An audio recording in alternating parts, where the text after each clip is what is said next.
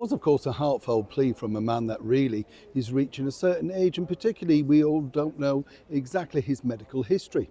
As you can imagine, he is in the very same space as none other than His Majesty the King, King Charles III. Yet to really meet his grandchildren, yet really to see anything of them, other than a few snatched pictures, of course, in the media and for the Netflix documentary, of which they were heavily paid.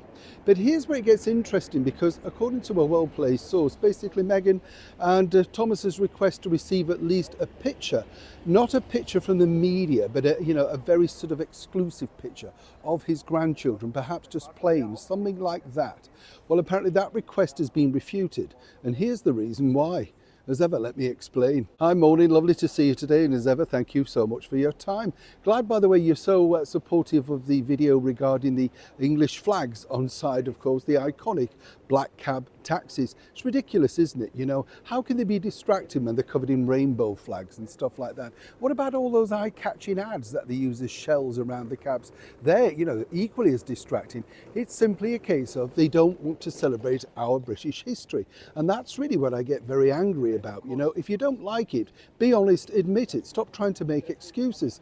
Every single day I walk through the tube station and see this, the Islamic Relief Fund. Am I offended by that? Do I find that annoying? What I find strange is that it's been there for about 4 years now. So how much relief do they need if they can afford TfL advertising rates? That's the thing I would suggest moving forward.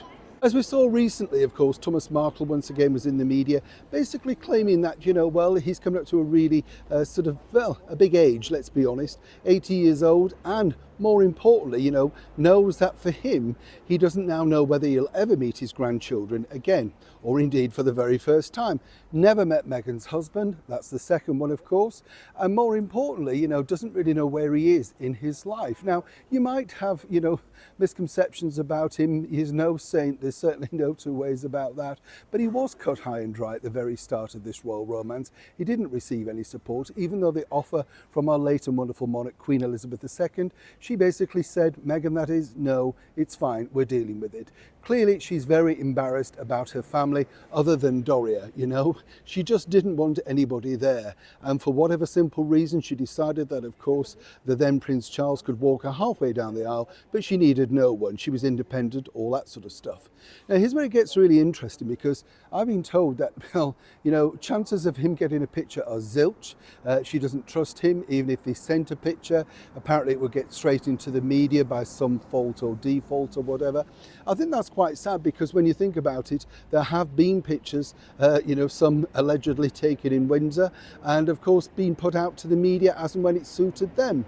But here's where it gets really interesting, because according to that source, Meghan will tell the full story in the fullness of time about the reason why she is so adamant about not having a relationship with her father, even though it was a very close one for many years.